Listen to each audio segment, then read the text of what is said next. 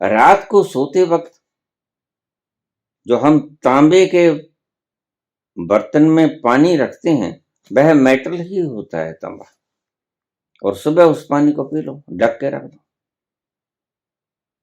कोई ऊपरी शक्ति आप पे काम नहीं करेगी। उसका क्या मतलब था? सहस्रार से जो किरणें उठती हैं यहां से शुरू होके उस मेटल के भीतर से प्रवाहित होके यह तीसरे नेत्र तक उस किरणों को पहुंचा देता था कि सुषुम्ना को ज्यादा से ज्यादा चलने दो, ज्यादा से ज्यादा दोनों नाकों में से श्वास को कम करो ताकि दोनों नाकों में से श्वास आ सके। सुषुम्ना चलेगी तो बड़े सुंदर प्रभाव होंगे।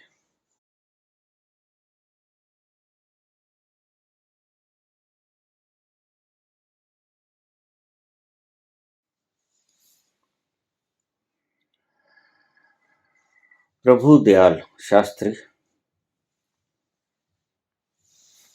बाबा जी प्रणाम।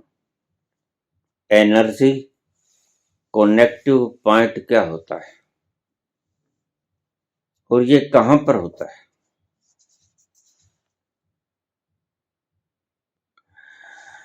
एनर्जी कनेक्टिव पॉइंट दो तरह के होते हैं।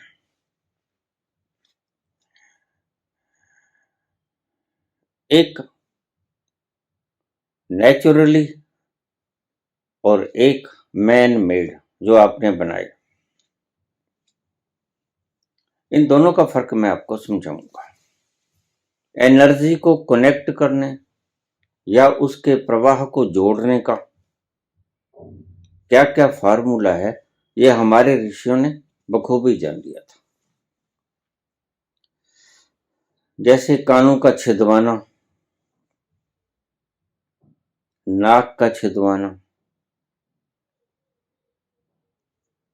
आपने देखा होगा औरतों के यहां पर सिर से लेकर यहां पर एक टिक्की लगी होती है मेटल की, सोने की या चांदी की। यह सब जो खोजा गया था यह एनर्जी कनेक्टिव पॉइंट थे। कुछ होती हैं आपकी खुद की बनाई हुई, कुछ परमात्मा की बनाई हुई, कुदरत की बनाई हुई, और दोनों की बात करेंगे। आपके अचेतन मन में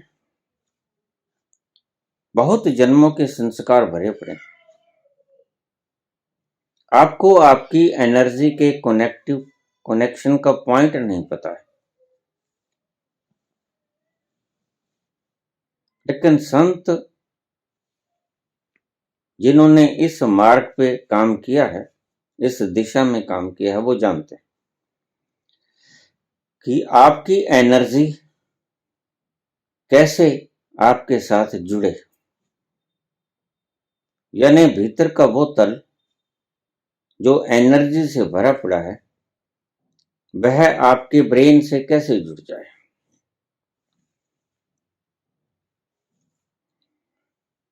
उन्होंने खोजें की थी। कुछ तो हमारे पिछले जन्म के, पूर्व जन्मों के संस्कार बना देते हैं एनर्जी कनेक्टिव पॉइंट्स को। वो मैन मेड होते हैं और कुछ आर्टिफिशियल नहीं होते, नेचुरली होते हैं। एक कहानी से मैं शुरू करूंगा। Artificially connective energy point. एक बहुत बड़ा वकील था सुप्रीम कोर्ट का। वह कभी केस हारता नहीं था और जो व्यक्ति उसे वकील कर लेता वह निश्चिंत हो जाता कि अपन तो केस जीतेगा। और वह सच में कोई केस नहीं हारा था। उसके भीतर वाक चातुर्य प्रणाली इतनी शानदार थी कि उसके तर्कों का जवाब खोजना ही मुश्किल था।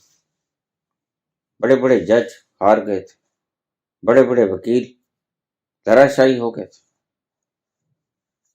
तो क्या हुआ? एक दिन एक बराबर का वकील, जिसमें बराबर की गुण क्षमता थी, बहस करने की, अच्छा वक्ता था, अच्छा बुलारा था, अच्छा तर्क शास्त्री था, अच्छी बहस कर लेता था, वाणी में दम था। वह किसी संत के पास गया। बाहर दूर दराज एक संत रहता था, एकांत में। देखिए, जितनी खोजी हैं ये एकांत में होती हैं, क्योंकि एकांत में आपकी एनर्जी डाइवर्ट नहीं होती। इसलिए जितने भी खोजी थे, वो चाहे परमात्मा के खोजी थे, वो चाहे साइंस के खोजी थे, उन्होंने एकांत पसंद किया, क्योंकि एनर्जी चाहिए। चाहे साइंस का खोज करना है, चाहे अपना खोज करना है, एनर्जी की जरूरत है। लेकिन वह संत किसी से मिलता नहीं था, बहुत कम लोगों से मिलता था, कभी कभार। कई बार तो उसे मिलने के लिए कुछ दिनों तक का इंतजार करना पड़ता था। वह बस मस्त रहता, अपने आप में मस्त रहता। कुदरती वह वकील उस संत की कुटिया में गया। इत्तेफाकन क्या हुआ, उस संत की कुटिया का द्वार खुला था।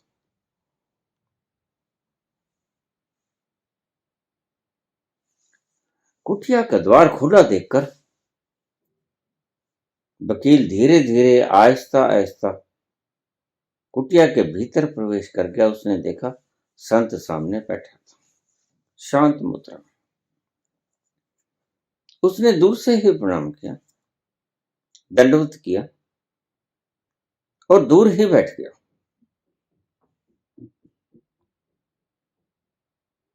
संत ने पूछा, क्यों आए, क्या समस्या है? संत के पास समस्या के बिना कोई जाता नहीं। समस्या कुछ भी हो, संसारिक हो, आध्यात्मिक हो, मानसिक हो, कुछ भी हो। तो उसने कहा, जी समस्या सांसारिक है, आप संत हैं, बस इसी कश्मकश में आपके पास चला आया, या समझो कि प्रकृति ने मुझे भेज दिया। एक वकील है, वो किसी से हारता नहीं।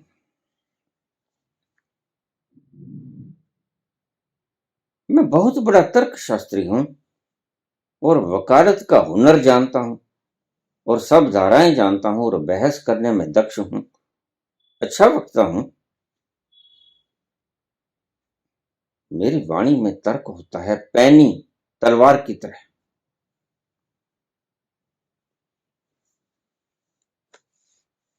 लेकिन मैं हार जाता हूं।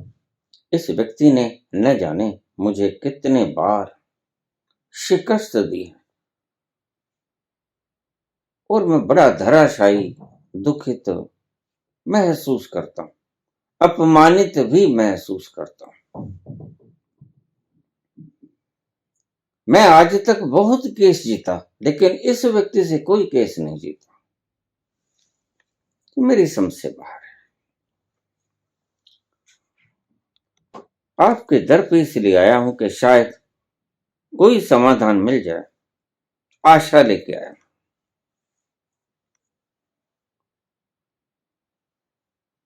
तो संत ने कहा, बेटा तुम चले जाओ, तुम मेरे पास कल इसी वक्त आ जाना।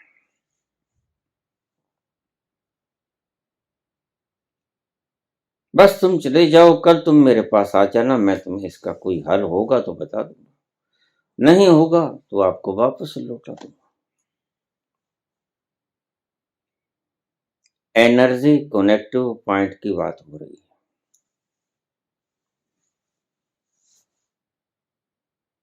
वह वकील बोलता शुरू में जैसे धीरे धीरे गाड़ी चलती है, धीरे धीरे, फिर तेज, फिर और तेज, फिर जब पूरे फ्लो में आ जाता तो उसकी बातों का जवाब, उसकी बातों से विपक्ष का वकील मंत्रमुग्ध हो जाता। उसकी वाणी में इतना पैनापन और तार्किक अल्फाज ढंग,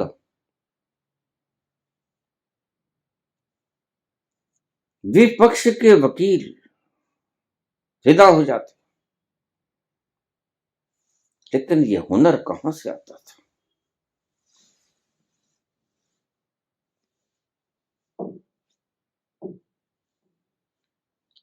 दूसरे दिन वह वकील गया। संत को उसने कुछ नहीं बताया, कौन वकील, क्या नाम, क्या मेरा नाम, लेकिन संत को इसकी आवश्यकता भी नहीं होती, क्योंकि आपकी रिफ्लेक्शन पड़ गई, वो अनकॉन्शियस कलेक्टिव में जाएगा और वह सब कुछ देख लेगा। उससे कुछ छुपा नहीं है। इसी तल से बोला गुरु गोविंद सिंह ने।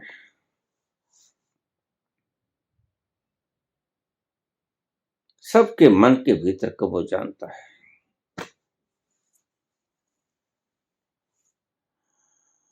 भले बुरे की पीर पछानत, घट घट के अंतर की जानत। यह उस तल पर, कोलेक्टिव अनकॉन्शियस माइंड के तल पर जाकर वही व्यक्ति जा पाएगा। चोरी, हेरा फेरी, ठगी वहां नहीं चलती। वह बड़ी ईमानदारी से काम करना होता है। बेईमान व्यक्ति वहां तक नहीं पहुंच सकता। इसीलिए अगर संतों ने कहा, पातंजलि, महावीर और बुद्ध जैसे ने, कि बेईमानी मत करना, धोखा खा लेना, धोखा देना मत, क्योंकि जो हीरे छिपे हैं वह कोलेक्टिव कॉन्शियसनेस में छिपे हैं। और हीरो से ऊपर भी जितने पड़ाव हैं वो अद्भुत हैं। वहां जो आपकी सांसारिक तमन्नाएं हैं सहज ही में पूरी हो जाती। यह बड़ा अद्भुत है। कोलेक्टिव कॉन्शियसनेस तो तुम्हारा अपना स्वरूप ही है, वह तो तुम ही हो। वहां तो आनंद की चरम सीमा, वहां तुम पूर्ण विवेक पूर्ण भी होते हो और वहां तुम पूर्ण आनंदित और मस्त खुमारी से युक्त लहराते भी होते हो।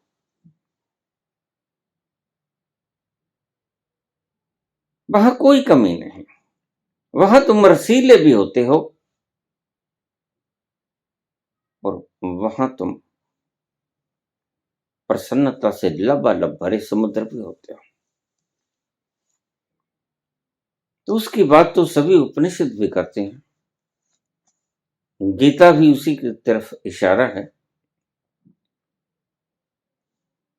और जितने भी धर्म शास्त्र हैं वो उसी की तरफ इशारा करते हैं, लेकिन उससे एक पड़ाव ऊपर,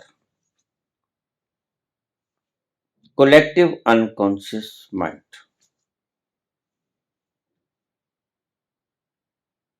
सामूहिक अचेतन जिसे कहते हैं हिंदी में, वो मन जो हमारा सबका साझा सामूहिक अचेतन। आज दुनिया क्यों दुखी है? बहुत से लोग कहते थे हम तो कोई पाप भी नहीं करते फिर भी दुखी।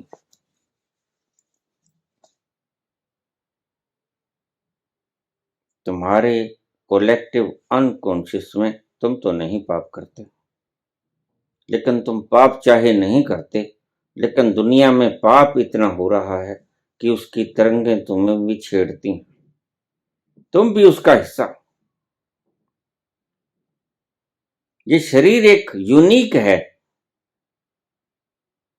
और इसका कोई भी हिस्सा अगर टूटेगा, फूटेगा, चोट लगेगी तो दुखी तो तुम पूरे के पूरे हो गए। चोट लगी, घाव हुआ, शरीर में कुछ टूटा फूटा, सारी रात ये शरीर सो नहीं पाएगा। शरीर के किसी भी अंग में चोट लगी, जागना पड़ेगा सारे शरीर को। सारी रात ब्रेन तुम्हारा जागेगा, तुम जागोगे। बस ऐसा ही है, इसे ही कलयुग कहते हैं। पाप बढ़ गया, झूठ बढ़ गया, कफर बढ़ गया, बेईमानी बढ़ गई, और ये सभी दुखित करने की माध्यम है। इनसे ही दुख पैदा होता है। सतलोक में ऐसा नहीं होता। सतलोक में छीना झपटी नहीं होती। इसलिए सतलोक में सुख बहुत होता है, गहरा सुख छाया होता है। तो कलेक्टिव अनकॉन्शियस मन में हमारा एक अचेतन मन है। अचेतन मन से ऊपर चेतन मन है, जिससे हम सोचते हैं, जिसे हम बुद्धि कहते हैं। इस चेतन से परे अचेतन मन है। फ्राइड ने इसके दो भाग कर दिए। अवचेतन मन जो थोड़ा कम गहरा था, और अचेतन मन जो थोड़ा ज्यादा गहरा था, जो बहुत गहरा था। और जहां अचेतन मन समाप्त हो जाता है, वहां से शुरू होता है कलेक्टिव अनकॉन्शियस, सामूहिक अचेतन मन। ये सही व्याख्या ऋषियों की व्याख्या है, जिन्होंने देखा, जो उन्मनी दिशा में उतर गए, जो मुनि हो गए, जिन्होंने मन के सभी तलों को छू लिया, और मन के सभी तलों को पार करके उसमें पहुंच गए जो मन है नहीं, जो मन से पार है। उसे कलेक्टिव अनकॉन्शियस कहते हैं, सॉरी, कलेक्टिव कॉन्शियस कहते हैं।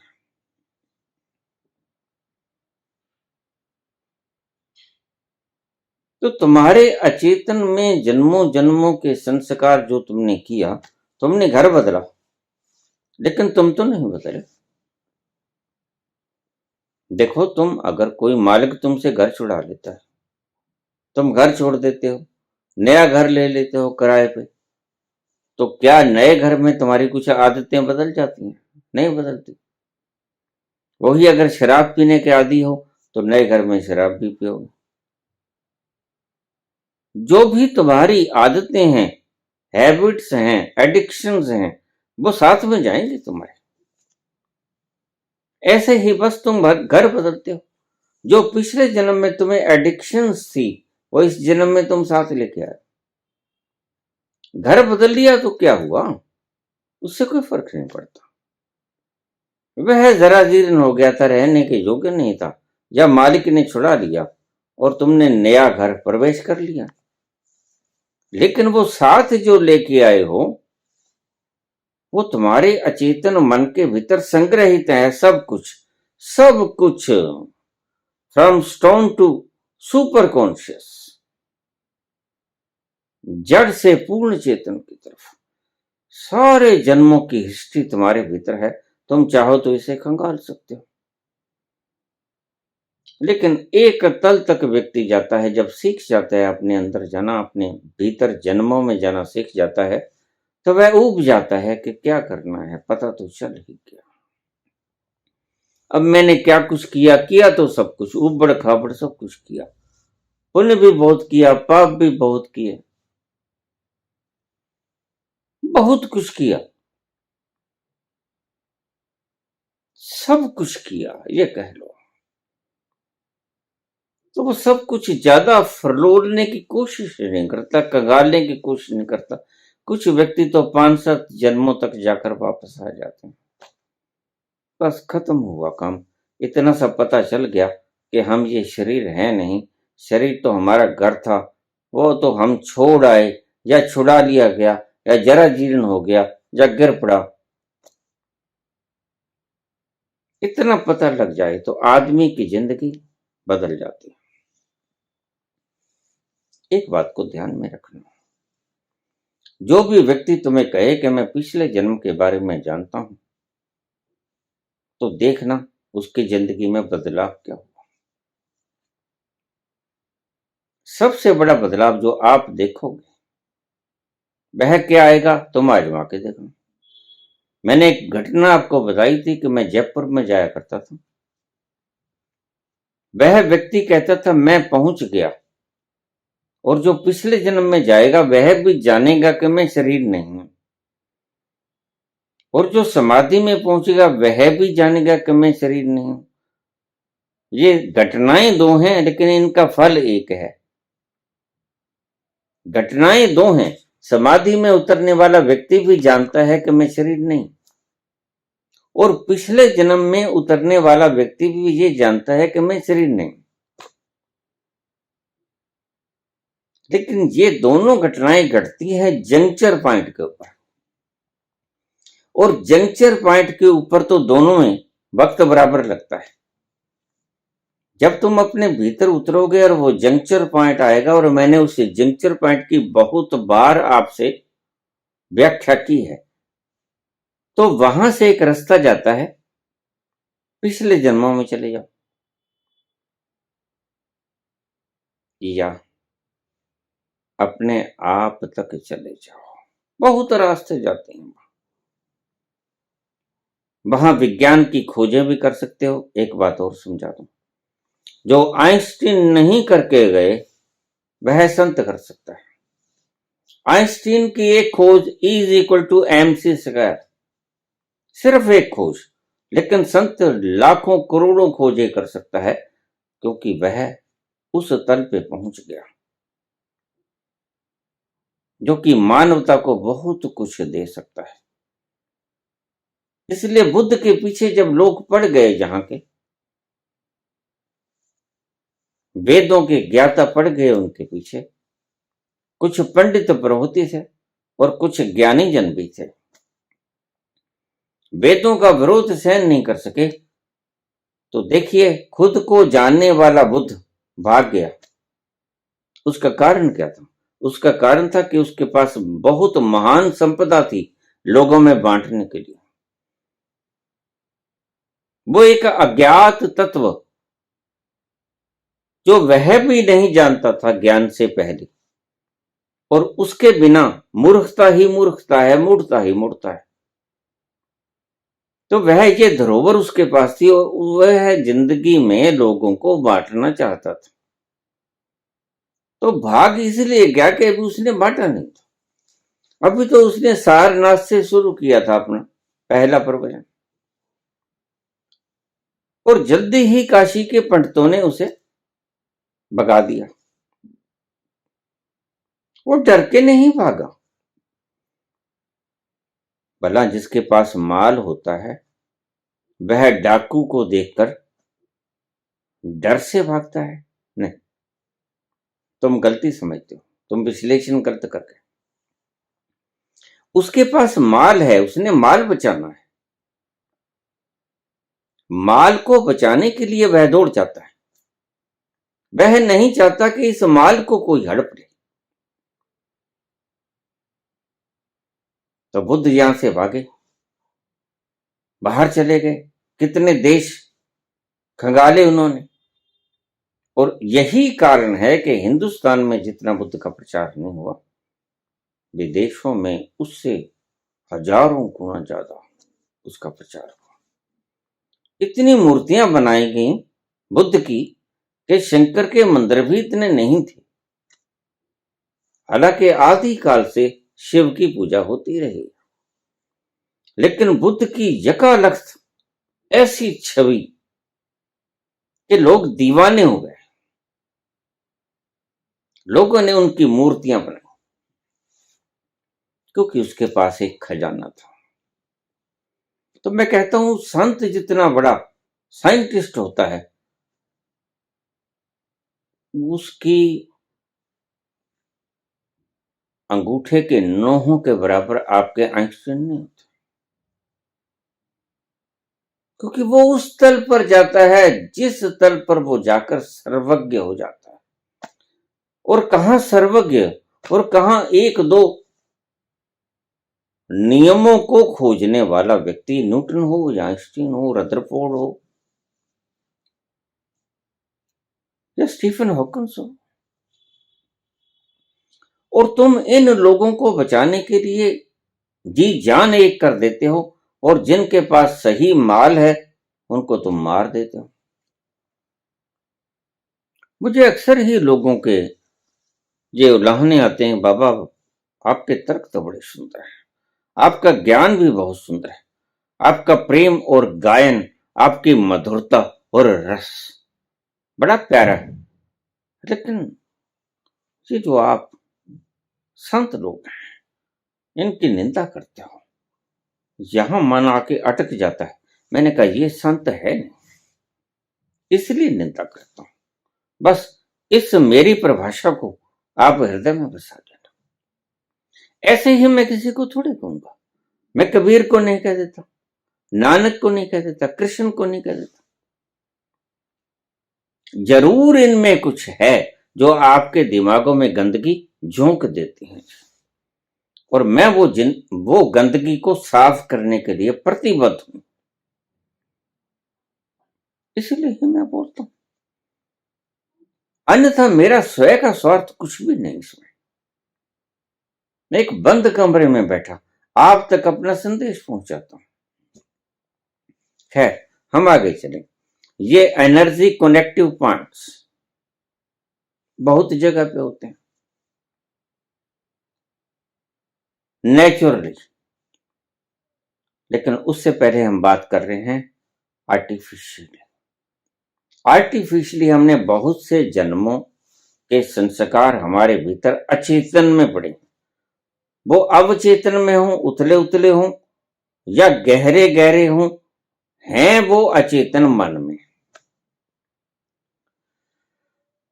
और उस अचेतन मन के पॉइंट को पकड़कर आप उस एनर्जी का फ्लो अपने मस्तिष्क में ले जा सकते हो।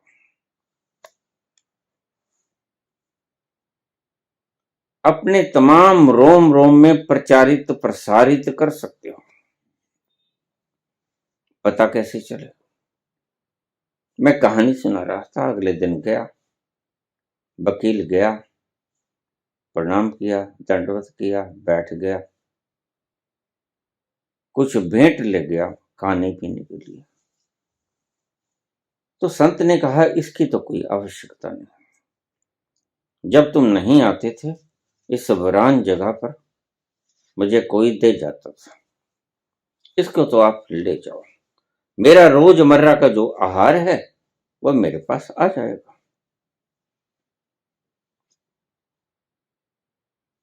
संत ने कहा तुम ऐसा करो,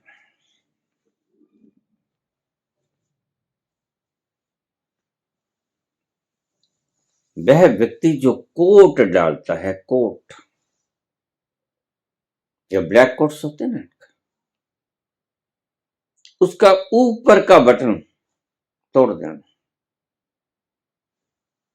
वह कहने लगा कि महाराज मैं उसका बटन कैसे तोड़ूंगा, और तोड़ना भी ऐसे कि उसे पता ना चले। आमतौर से जो वकील होते हैं ये कोट के बटन बंद नहीं करते, बस कोट डाल देते हैं, बटन खुले रहते हैं। उसने कहा कुछ भी करो, जहां से ड्राई क्लीन होता है किसी धोबी के पास जाता होगा प्रेस करने के लिए, वहां पर कुछ भी करके इस बटन को तोड़ दो, ऊपर वाले बटन को। अगर संत ने ये इतने उस तल तक पहुंचे हुए संत ने ये बात कही है तो अवश्य इसमें कोई बात होगी, रहस्य होगा, और हम हर एक रहस्य को जान नहीं सकते। जो आज्ञा कह के वो व्यक्ति वापस आ गया, उसने तिकड़मबाजी लगानी शुरू की, उसने उसके जीवन के जीने के ढंग के ऊपर, ये कैसे, ये कोट जाता कहाँ है, कब धुलवाता है, किसके पास धुलवाता है, सब उसने पता कर लिया। और जो धोबी उसके कोट को ड्राई क्लीन करता था, किसी तरह उसने उसको काबू में किया, लोभ दिया, कुछ भी किया, कि जब ये कोट तेरे पास आ जाए तो ड्राई क्लीन भी करना, सब कुछ करना, धोना भी, प्रेस भी करना, लेकिन इसके ऊपर का बटन तोड़ देना, हटा देना। किसी तरह वो मान गया, साम दान दंड किसी भी तरह से वो माना।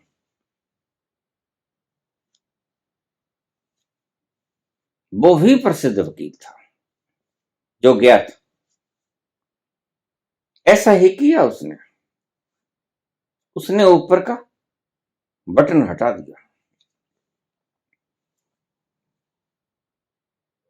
प्रेस कर कर सारे कपड़े उसके घर पे पहुंच जाते। बड़ा शानदार वकील था। और आगे एक जो केस आया वह बहुत महत्वपूर्ण था। बहस तो उसके बराबर ही करता था वो, लेकिन जब वो रफ्तार पकड़ लेता था फिर वो काबू में नहीं आता था। अक्सर आपने शब्द सुना होगा तकिया कलाम,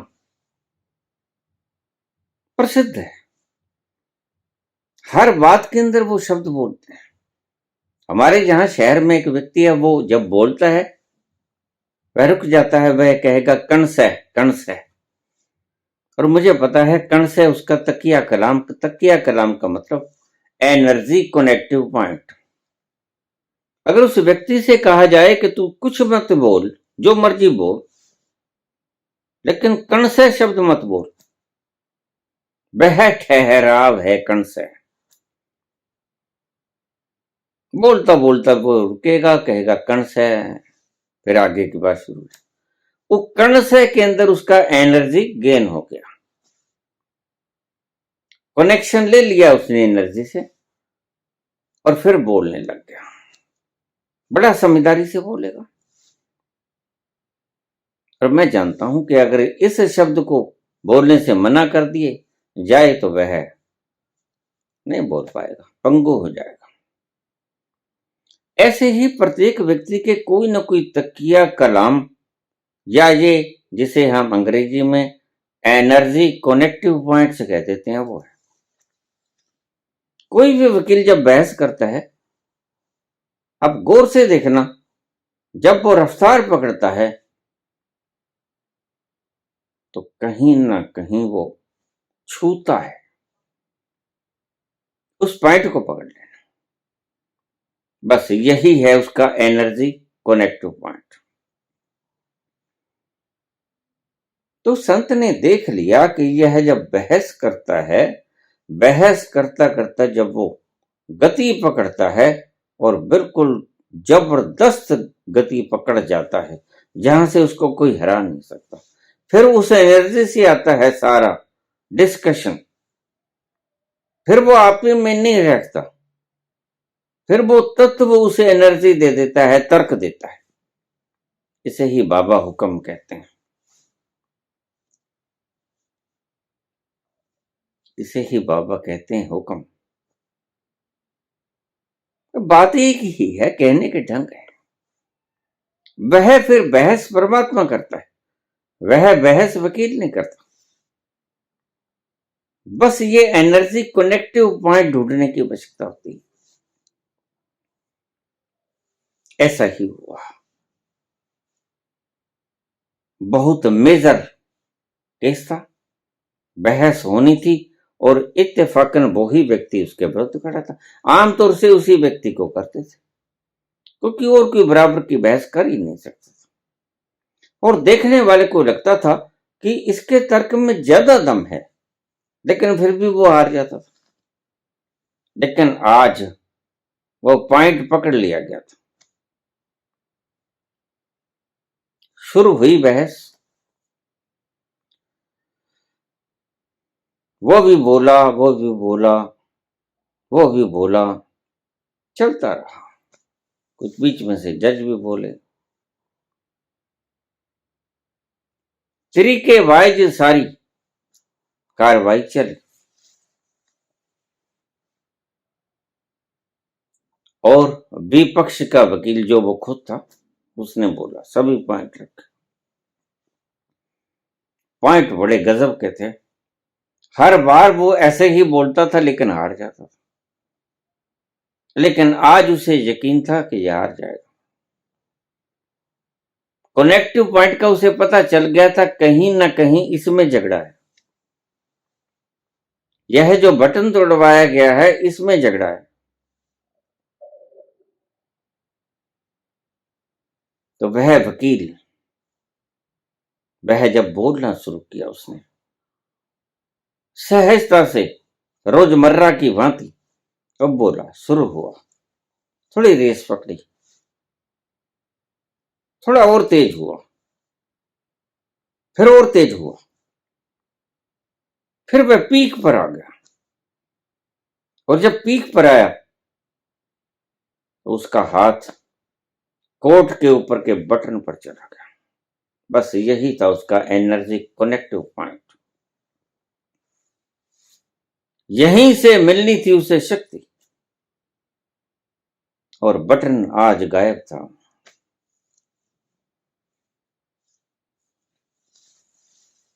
बटन को गायब देखकर उसके सिट्टे पिट्टे गुम, वो बेहोश हो गया, आगे बोल ना सका। दिमाग के सारे तर्क पंगु हो गए और वह हार गया। ये एनर्जी कनेक्टिव पॉइंट्स होते हैं। वह हार गया और उस संत ने पकड़ लिया। यह उसका एनर्जी कनेक्टिव पॉइंट है। जब वो पीक पर होगा तो वह यह करेगा, इस कोट के बटन को हाथ लगाएगा, यहीं से मिलती है उसे शक्ति। और देखिए क्या संबंध है। लेकिन ये अचेतन में पड़ी हुई चीज वह संत देख गया कलेक्टिव अनकॉन्शियस में जाकर। वह धड़म से गिर गया, बेहोश हो गया, उसे चक्कर आ गया। ये क्या हुआ? जहां से शक्ति मिलनी थी वह पॉइंट ही गायब था। एनर्जी का सर्कल बन ही ना सका, बहस ना कर सका, गिर पड़ा, हार गया। इसे कहते हैं एनर्जी कनेक्टिव पॉइंट। ये सबके भीतर होता है। आम भाषा में इसे तकिया कलाम कह देते हैं, तुम्हें पता नहीं। अगर किसी व्यक्ति से उसका तकिया कलाम आप खींच लो, तोड़ दो, तो वह व्यक्ति उस गति से, उस तर्क से, उस बुद्धिमानी से, उस शक्ति से बोल ना पाएगा। उसके तर्क बेसिरे मालूम पड़ेंगे, गड़बड़ झाले पता लगेंगे कि नहीं, ये तर्क ठीक नहीं दे रहा है। तो पूछा है कि एनर्जी कनेक्टिव पॉइंट्स क्या होते हैं? ये होते हैं, और ये हैं कृत्रिम, आर्टिफिशियल। पिछले जन्मों से इसको आप साथ लेके आए और सारी उम्र ये तकिया कलाम देखना बदलता नहीं आदमी का, कई जन्मों से चल रहा है जो। और प्रत्येक व्यक्ति इस तकिया कलाम से बंधा हुआ है। जो सुप्त है, जो जागृत है, वो तो अपना तकिया कलाम खुद ही खोज लेता है और उसको खत्म कर देता है, क्योंकि उसे जहां से सीधी एनर्जी मिलनी है वो सीधा उसमें गोता लगा देता है। उसको किसी चीज की आवश्यकता नहीं पड़ती, किसी ऑब्जेक्ट की आवश्यकता नहीं पड़ती कि वो उसके सहारे उस एनर्जी से संपर्क स्थापित करे।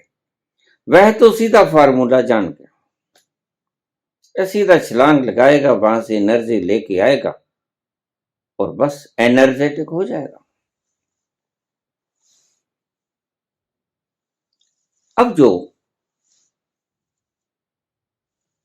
ये तो था आर्टिफिशियल, ये पिछले जन्मों से साथ आता है। ये प्रत्येक व्यक्ति का होता है जिसको परास्त करना हो, उसके आप ये एनर्जी सेंसिटिव पॉइंट्स देख लेना, उसको हटा देना, आप पाओगे वो व्यक्ति हार गया।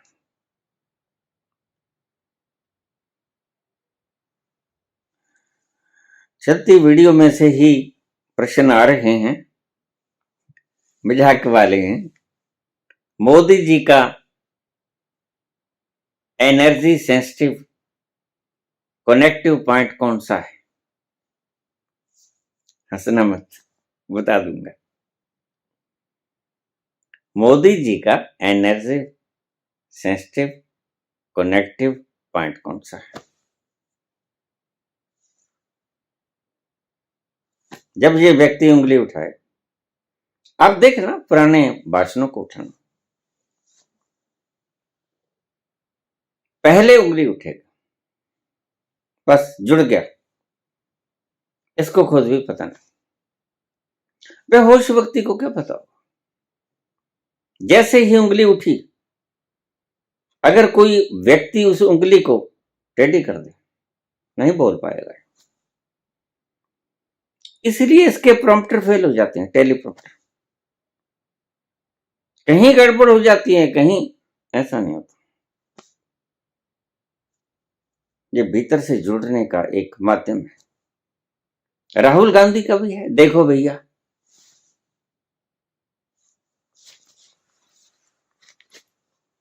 एक एनर्जी कनेक्टिव पॉइंट, यह मजाक का विषय नहीं, ये आपको पॉइंट्स बता रहा हूं। समझदार हैं। एक कैम्ब्रिज हार्वर्ड यूनिवर्सिटी से पढ़ा हुआ व्यक्ति, इसको पप्पू बना दिया गया।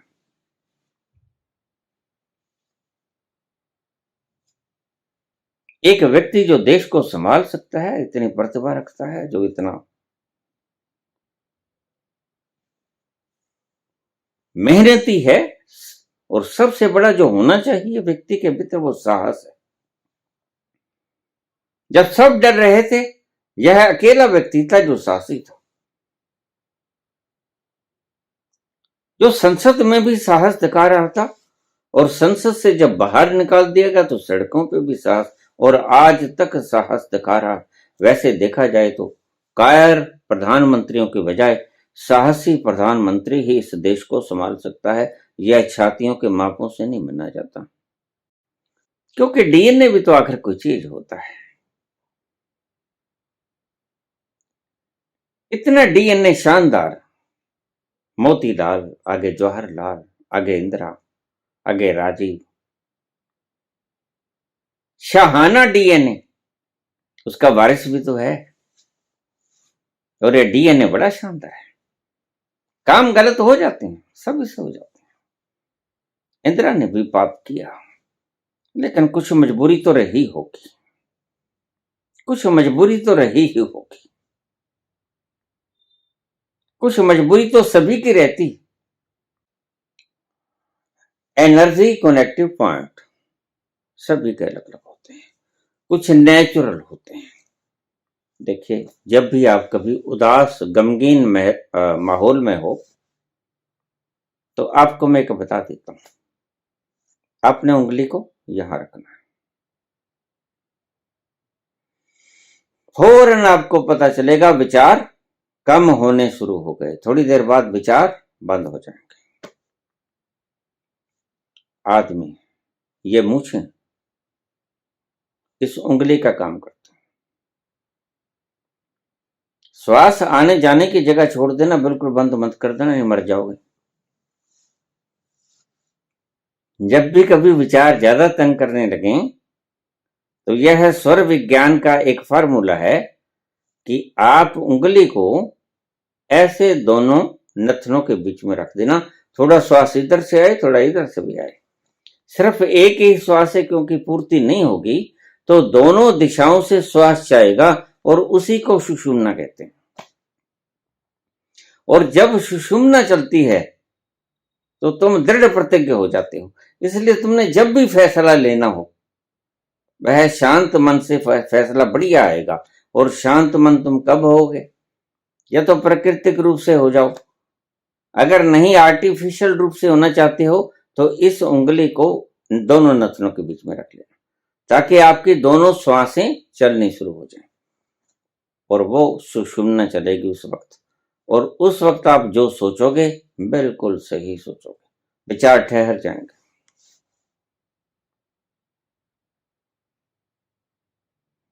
यह जो ये सब के भीतर बड़े प्रकृति के जबरदस्त राज छिपे हुए थे। ये लंबे केस सिख धर्म में बड़ी समझ से रखाए गए थे।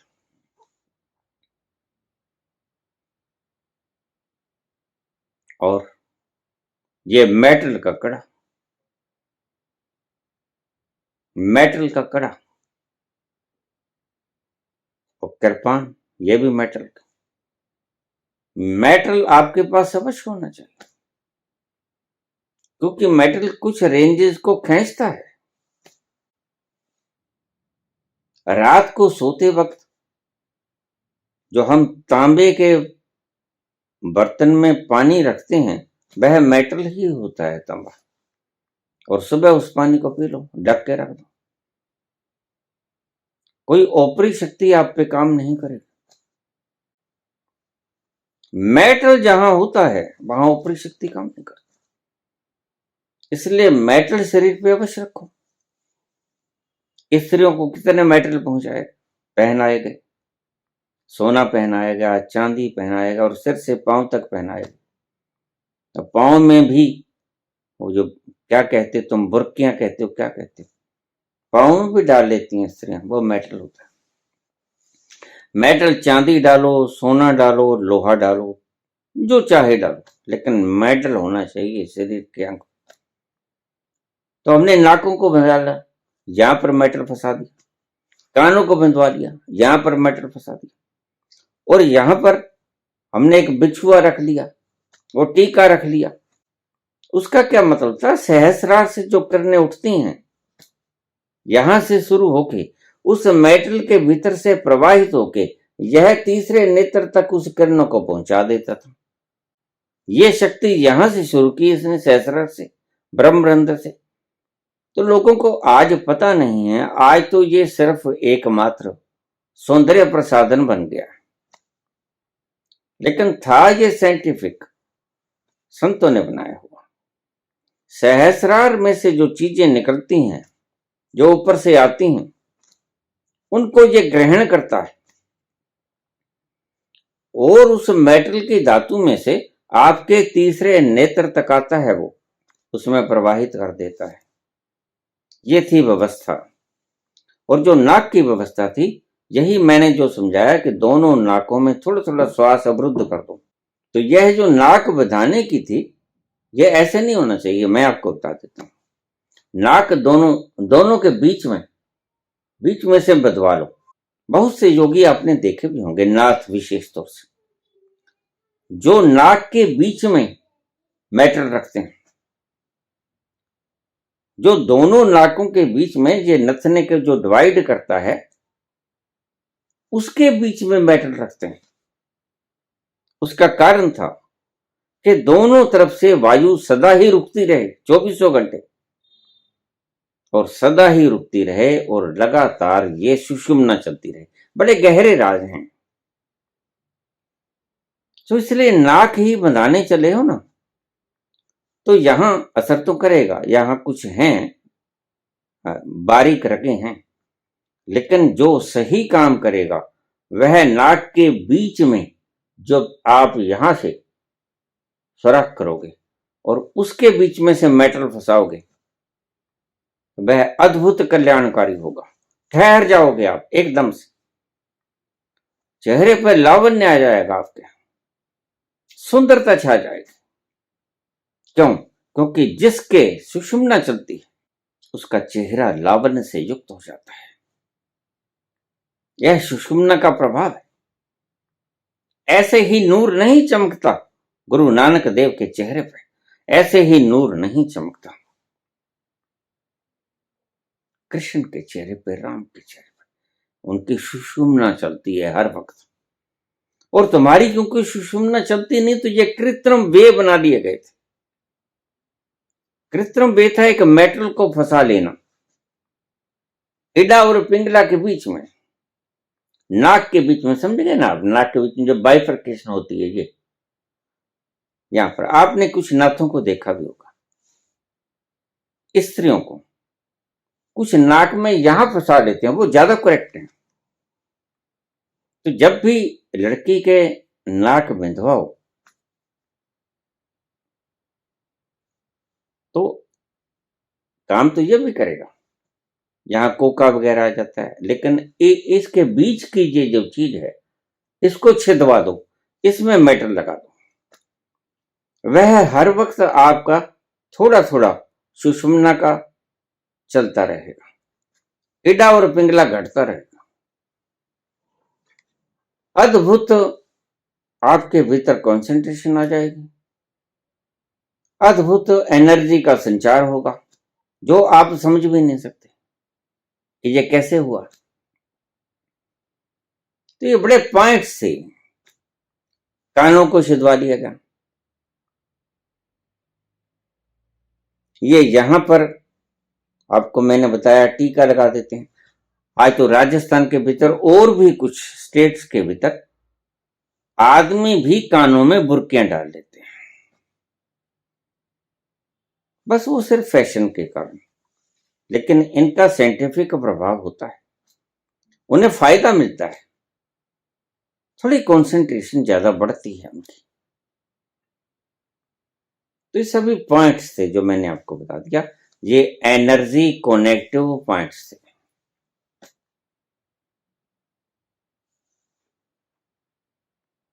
यह जो गुरु गोविंद सिंह ने 5 ककार दिए, उन 5 का अर्थ, लंबे केस, कृपान ये धातु हो गई, कड़ा ये भी धातु हो गया,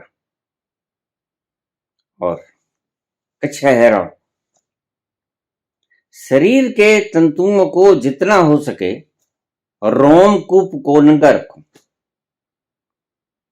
क्योंकि प्रत्येक रोमकूप श्वास लेता है। जितना रोमकूप श्वास लेगा उतना थोड़ा सा वर्क फुसफुस को, लंग्स को और हार्ट को कम करना पड़ेगा, क्योंकि आपका रोम रोम श्वास ले रहा है और श्वास में ऑक्सीजन है, तो दबाव कम पड़ेगा लंग्स के ऊपर और हार्ट के ऊपर, आपका बीपी कंट्रोल में रहेगा। ये सभी छिद्र श्वास लेते हैं, इसीलिए जो कछहरा था वो घुटने से नीचे नीचे, घुटने से ऊपर ही आ जाता था, घुटने से नीचे नीचे सारा नगन छोड़ देना। ये नंगे पांव चलने का भी यही मतलब था।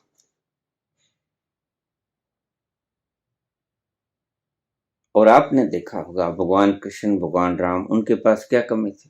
कोई ऐसा थोड़ी है कि उनके पास वस्त्र नहीं थे, लेकिन आप अक्सर पाओगे भगवान राम, भगवान कृष्ण छाती से नग्न। क्या हुआ? रोम कूपों को खुला छोड़ना है, क्योंकि एक एक रोम श्वास लेता है। आज तो फिल्मों में, धारावाहिकों में भगवान राम की जो बनाते हैं वो छाती नगन दिखाते हैं, कृष्ण और राम की। क्यों? उनको कारण तो नहीं पता, लेकिन कारण मैं बता रहा हूं। क्योंकि ये रोमकूप अगर खाली छोड़ोगे, वस्त्रों के बीच में से तो नहीं ऑक्सीजन जाएगी, लेकिन रोमकूप अगर सीधे डायरेक्ट सनलाइट में आएंगे और डायरेक्ट हवा के संपर्क में आएंगे तो वह सीधे श्वास यानी ऑक्सीजन यानी प्राणवायु को ग्रहण कर सकेंगे। ये था असली कारण। इसलिए शरीर के प्रत्येक अंगों को खुला छोड़ दो, क्योंकि प्रत्येक रोम, हमारे रोम रोम श्वास लेता है। जो जरूरी है उसको ढको, आवश्यक है। ये संत लोग हैं, ये सिर्फ लंगोट पहनते हैं, क्योंकि इन्हें पता है कि रोम रोम, चाहे पता नहीं है, रोम रोम श्वास लेता है। गुप्त अंगों को ढक लेते हैं सिर्फ, और बाकी सारा शरीर ये नग्न छोड़ देते हैं। जितनी प्राण शक्ति, जितनी प्राणवायु, उतनी ही आपके भीतर एनर्जी का ज्यादा प्रसार, विस्तार।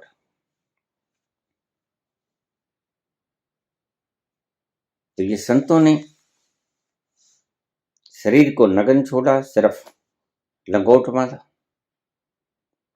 ऐसे ही बहुत सी चीजें हैं जो हमारे ऋषियों ने खोजी थी और आज भी संत जन, उन्हें पता हो ना पता हो, उनका अनुकरण कर रहे हैं।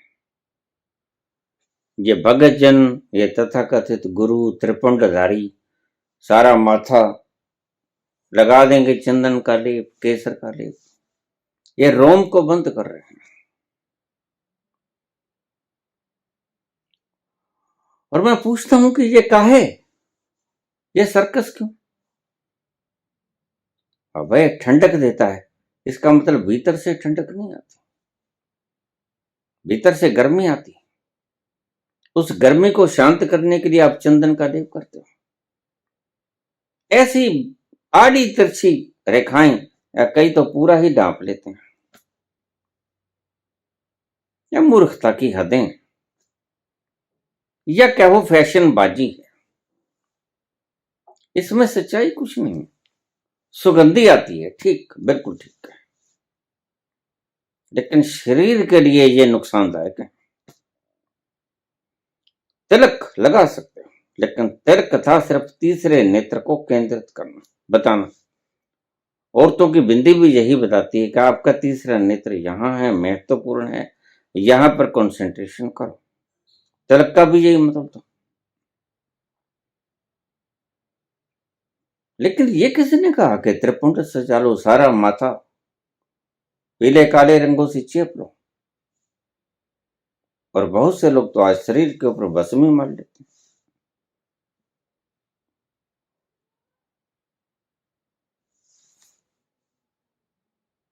भगवान शिव सिर्फ बागंबर को लपेटे, सारा शरीर नग्न। आप उनके गहरे अध्ययन में जाते नहीं, आपको पता है। तो पूछा एनर्जी कनेक्टिव पॉइंट्स कौन कौन से हैं? एनर्जी कनेक्टिव पॉइंट्स मैंने आपको बता दिया, कुछ तो अचेतन में पड़े। प्रत्येक व्यक्ति का तकिया कलाम उसका एनर्जी कनेक्टिव पॉइंट होता है,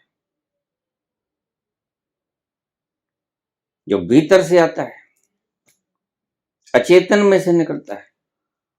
और कुछ ईश्वरीय प्रदत्त हैं, वो आर्टिफिशियल नहीं है, वो नेचुरल है। उनको तुम जोड़ सकते हो।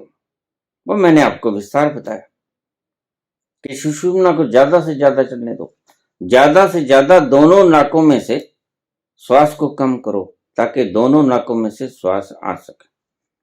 सुषुम्ना चलेगी तो बड़े सुंदर प्रभाव होंगे। और जब भी कभी आप देखना पड़ता कि जब भी कभी आप किसी ऐसी स्थिति में हो, चिंता में हो, आपको रिलैक्सेशन की जरूरत पड़े, तो इसको आप ऐसे रख लें, दोनों नाकों में से थोड़ा थोड़ा श्वास जाए, तो आप पाओगे थोड़े थोड़े शांत होना शुरू हो गए। क्रोध के क्षणों में भी इसको रख लो, आप पाओगे सुषुम्ना चलनी शुरू हो गई। और जब सुषुम्ना चलनी शुरू हो गई तो फिर सोचना असंभव हो जाता है। तुम करके देखना, अगर सही आप पॉइंट्स के ऊपर रख सके तो आपकी सोच फौरन बंद हो जाएगी, मन काम नहीं करेगा। ये कुछ पॉइंट्स थे, साइंटिफिक ढंग से थे, कुछ बोला गया है 1000 में से 1, बाकी अनबोला रह गया। कभी फिर कोशिश करूंगा आपको कुछ पॉइंट समझाने की, जिनको थोड़ा सा भी आप ठीक कर लो तो आपके एनर्जी कनेक्टिव पॉइंट नेचुरली वो जागृत हो जाएंगे। धन्यवाद।